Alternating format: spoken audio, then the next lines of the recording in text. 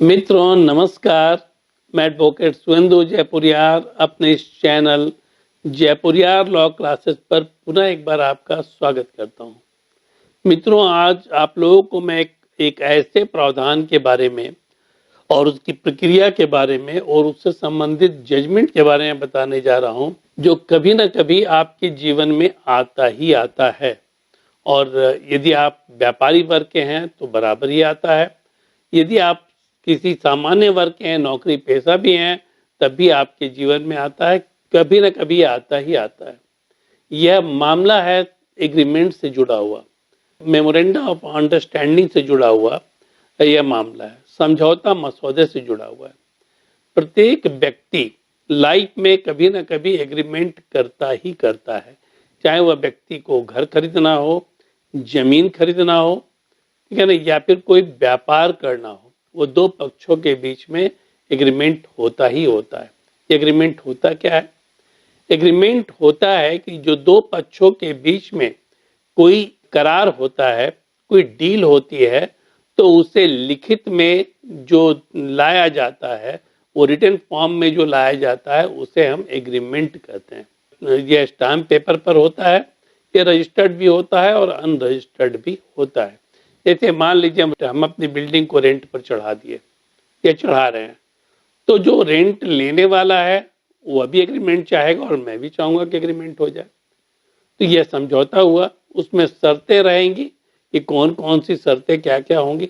उसी ढंग से किसी व्यक्ति को यदि मकान खरीदना है, किसी व्यक्ति को जमीन खरीदनी है, तो उसके पहले वह समझौता होगा, जिसको कि हम एग्रीमेंट के नाम से जानते हैं। इसमें डिफरेंट डिफरेंट क्लॉज होंगे।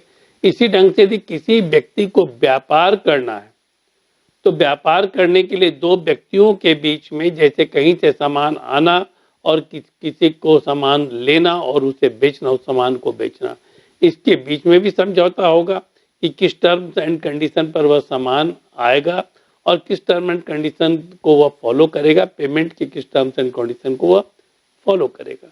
तो जो समझौता होता है वो दो पक्षों के बीच में होता है और इसमें सारी शर्तों को, जो भी शर्तें होती है समझौते की, उसको उसमें डाला जाता है। इसमें एक क्लॉज होता है कि आर्बिट्रेशन का क्लॉज, आर्बिट्रेशन का क्लॉज, जिसको कि यह कहा जाता है कि यदि दोनों पक्षों के बीच में किसी प्रकार का विवाद होगा तो उसे कैसे सुलझाया जाएगा। क्योंकि ऐसा तो है नहीं कि दो पक्ष हैं तो विवाद नहीं हो, विवाद होगा ही। और यह भी नहीं कह रहा हूं कि विवाद होगा, विवाद हो सकता है। और जब विवाद होगा तो उसको सुलझाने का तरीका क्या होगा। 1996 में आर्बिट्रेशन एंड कॉन्सिलिएशन एक्ट लाया गया। उसके पहले यह मामला सीधे कोर्ट में जाता था, लेकिन यह आर्बिट्रेशन एंड कॉन्सिलिएशन एक्ट 1996 आने के बाद यह समझौते के लिए तीसरे पक्ष को सामने लाया जाता है, जो दोनों की सहमति से होता है। यह आर्बिट्रेशन एंड कॉन्सिलिएशन क्लॉज में डाला गया है। इसमें दोनों पक्षों को मुकदमे से बचाने के लिए, खर्च से बचाने के लिए और न्यायालय में केस जो है वह में मुकदमे के लोड को कम करने के लिए ऐसा एक्ट लाया गया है। ये बहुत ही इफेक्टिव एक्ट है। आप यह देखेंगे कि उसमें डाला रहता है, दोनों पक्षों के बीच में जब समझौता होता है तो आर्बिट्रेशन एंड कॉन्सिलिएशन एक्ट के तहत यदि दोनों पक्षों के बीच में विवाद होगा तो वह उसका जो विवाद का निपटारा या तो आपसी समझौते से होगा या फिर आर्बिट्रेटर नियुक्त कर होगा, आर्बिट्रेशन एंड कॉन्सिलिएशन एक्ट के प्रावधानों के तहत। ठीक है, तो आर्बिट्रेशन एंड कॉन्सिलिएशन एक्ट के प्रावधानों के तहत जब बात कही जाती है तो उसमें प्रावधान किए गए हैं। सेक्शन 11 में, सेक्शन 21 में ये प्रावधान किया गया। सेक्शन 11 में आर्बिट्रेटर को नियुक्त करने की बात कही गई आपसी सहमति से, और सेक्शन 21 में कब इसकी शुरुआत की जाएगी, नोटिस की प्रक्रिया क्या होगी, इसकी चर्चा की गई है।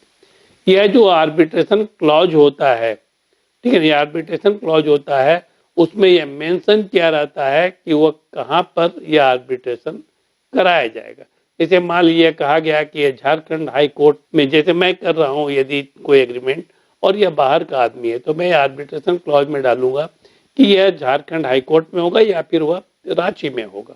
ठीक है ना, आर्बिट्रेशन जो होगा वह रांची में होगा। जो जो सीट ऑफ आर्बिट्रेशन है वह रांची में होगा या झारखंड हाई कोर्ट में होगा, ठीक है। लेकिन यदि नहीं डाला गया है तब ऐसी स्थिति में जहां पर दोनों पक्षों को स्वतंत्रता है कि वो हाई कोर्ट में जाकर इसको सेटल करे और वहां से आर्बिट्रेटर को नियुक्त करे। यहीं पर व्यक्ति से चूक होती है। यदि वो आर्बिट्रेशन क्लॉज में ये नहीं डाला गया कि आर्बिट्रेशन का वेन्यू क्या होगा, तब ऐसी स्थिति में यह विवाद का मामला बढ़ जाता है और यहाँ पर जो दोनों पक्षों में से जो मजबूत होता है वह अपने चीजों को मनवाने में सक्षम होता है। न्यायालय के द्वारा वो कोर्ट में केस को फाइल कर देगा और वहां से वो ऑर्डर करवा लेता है। ऐसा ही एक मामला सामने आया, लेकिन यहाँ मैं बतला दूं कि सुप्रीम कोर्ट का फैसला है, लेकिन इसमें जो आर्बिट्रेशन का वेन्यू था वह निर्धारित था। आर्बिट्रेशन का वेन्यू निर्धारित था।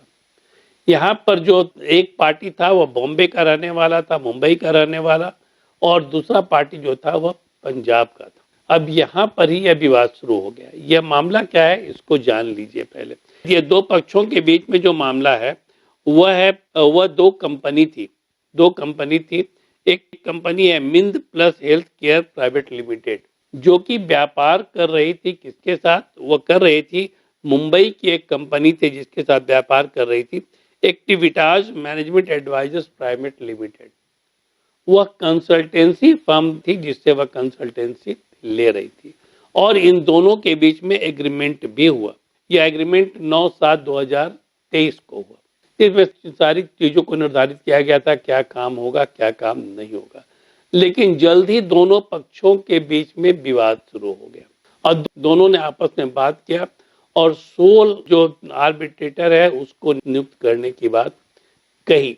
तो इसमें जो mind plus health care private limited था उसने एक सोल आर्बिट्रेटर को नियुक्त कर लिया पंजाब में, लेकिन यहाँ पर ऑब्जेक्शन रेज कर दिया गया एक्टिविटास मैनेजमेंट एडवाइजर्स प्राइवेट लिमिटेड के द्वारा।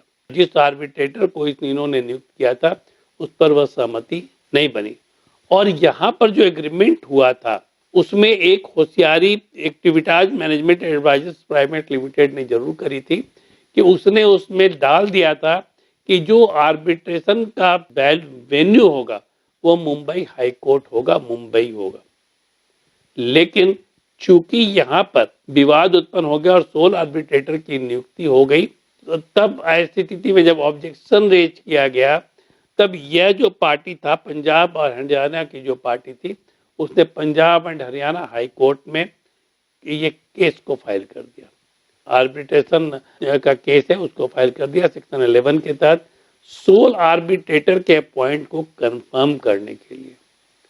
Punjab and Haryana high court ने उस सोल आर्बिट्रेटर का अपॉइंटमेंट को कंफर्म कर दिया। उसने क्लॉज पर ध्यान नहीं दिया या दिया, फिर भी यह कहा कि ठीक है वो अधिकार है सोल आर्बिट्रेटर नियुक्त करने का। सोल आर्बिट्रेटर की नियुक्ति को कंफर्म कर दिया एंड डिस्ट्रिक्ट एंड सेशन जज जो चंडीगढ़ के रहने वाले थे उसको उन्होंने सोल आर्बिट्रेटर नियुक्त कर दिया। अब यह बात जब पता चली एक्टिविटाज मैनेजमेंट एडवाइजर्स प्राइवेट लिमिटेड को, या यहाँ पर वो अपीयर भी हुआ था, उसने ऑब्जेक्शन भी रेज किया था, लेकिन उसके ऑब्जेक्शन को खारिज कर दिया था honourable high court Punjab and Haryana ने। लेकिन यहाँ पर जो एक्टिविटाज मैनेजमेंट एडवाइजर्स प्राइवेट लिमिटेड था उसने बॉम्बे में एक केस फाइल किया हुआ था बॉम्बे हाई कोर्ट में, ठीक है ना, आर्बिट्रेटर की नियुक्ति को लेकर, क्योंकि उसके क्लॉज में यह डाला हुआ था कि वो आर्बिट्रेशन का प्लेस जो है वह मुंबई होगा। एक्चुअली उसका पक्ष भारी था, लेकिन in the mean time Punjab and Haryana high court ने अपना निर्णय सुना दिया।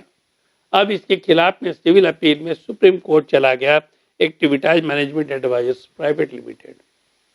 अब वहां जब वह गया तब सुप्रीम कोर्ट ने यह फैसला सुनाया कि जो आर्बिट्रेशन का जो वेन्यू है वह डाला हुआ आर्बिट्रेशन क्लॉज में, तब ऐसी स्थिति में Punjab and Haryana high court को यह पावर ही नहीं है कि वह पंजाब एंड हरियाणा में जो सोल आर्बिट्रेटर नियुक्त किया गया है उसको वह कंफर्म करे और वहाँ सोल आर्बिट्रेटर की नियुक्ति करे।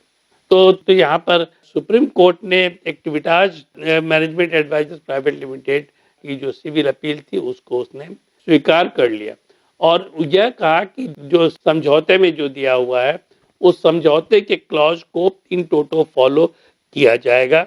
और जब प्लेस दिया हुआ है, वेन्यू जब दिया हुआ है, जो मुंबई दिया हुआ है, तो मुंबई ही वह प्लेस रहेगा। यदि मुंबई वहां पर प्लेस नहीं रहता और उसको छोड़ दिया जाता कि दोनों की आपसी सहमति से होगा, तब ऐसी स्थिति में यह पंजाब और हरियाणा हाईकोर्ट का जो निर्णय है वह मान्य होता। तो मित्रों, मेरा यहाँ कहना यह है कि आप जब भी एग्रीमेंट करें, एग्रीमेंट जब आप करते हैं तो आप इस चीज को, यदि कोई दूसरा पार्टी एग्रीमेंट को रेडी कर रहा है तो इस चीज को जरूर आप ध्यान में रखें कि प्लेस ऑफ आर्बिट्रेशन कौन सा होगा और वह दोनों की आपसी सहमति से होना चाहिए था। नॉर्मली होता क्या है कि जो मजबूत पार्टी होता है वो करता क्या है कि वह आर्बिट्रेशन का क्लॉज अपने पक्ष में कर लेता है और अपने प्लेस को वह दिखला देता है कि यहाँ पर जो है वो प्लेस ऑफ आर्बिट्रेशन होगा, जिसके चलते काफी परेशानी का भी सामना करना पड़ता है। एक ऐसा ही एक केस मेरे पास भी आया था, जहां पर बेंगलोर की एक कंपनी थी जिसने एक पार्टी को लोन दिया, मर्सिडीज परचेजिंग के लिए लोन दिया। और जब परचेजिंग के लिए लोन दिया तो पार्टी ने यह ध्यान नहीं दिया कि प्लेस ऑफ आर्बिट्रेशन कहाँ पर रखा गया है, उसने सीधे एग्रीमेंट पर साइन कर दिया। और जब कुछ डिफॉल्ट हुआ उसके ईएमआई में या फिर कुछ विवाद हुआ, जब प्लेस ऑफ आर्बिट्रेशन देखा गया तो देखा गया बेंगलोर है। और बेंगलोर की पार्टी ने सेक्शन L21 के तहत ये प्रोसीडिंग स्टार्ट करवा दी और बेंगलोर में जाकर आर्बिट्रेशन हुआ। अब सोचिए कि एक तो आर्बिट्रेटर की नियुक्ति का पूरा पैसा जो है वह दोनों पक्ष को मिलकर देना होता है। इसके बाद यदि आपका आर्बिट्रेटर बेंगलोर में है तब ऐसी स्थिति में रांची से बेंगलोर जाना पड़ा। तो इन सारी चीजों को ध्यान में रखते हुए दोनों पक्षों की आपसी सहमति से कौन सा सुटेबल वेन्यू होता है उसको डालना जरूरी होता है। इसमें जरा सा भी चूक आपको परेशानी में डाल सकती है और आपको कहीं ना कहीं लूज भी करा सकती है। तो यह जजमेंट जो आया है तो उस जजमेंट को डिलीवर किया है सुप्रीम कोर्ट के 2 जजों ने, डिविजनल बेंच ने, ऑनरेबल जस्टिस पद्मती घनतम श्री नरसिम्हा और honourable justice Atul S Chandurkar ने किया है। ये जजमेंट अभी आया है 5 अगस्त 2025 को। यह आपके लिए और आप सब लोगों के लिए आंख खोलने वाला जजमेंट है। लेकिन कभी न कभी आप एग्रीमेंट करते ही हैं, तो एग्रीमेंट करने में इस चीज को जरूर ध्यान में रखें। और एक बात मैं आपको और भी बता दूं, आज के डेट में एग्रीमेंट जब होता है तो उसमें आर्बिट्रेशन क्लॉज रहता ही रहता है और वह सबसे नीचे रहता है। इसको आप जरूर ध्यान से पढ़ें और तभी एग्रीमेंट पर साइन करें। धन्यवाद।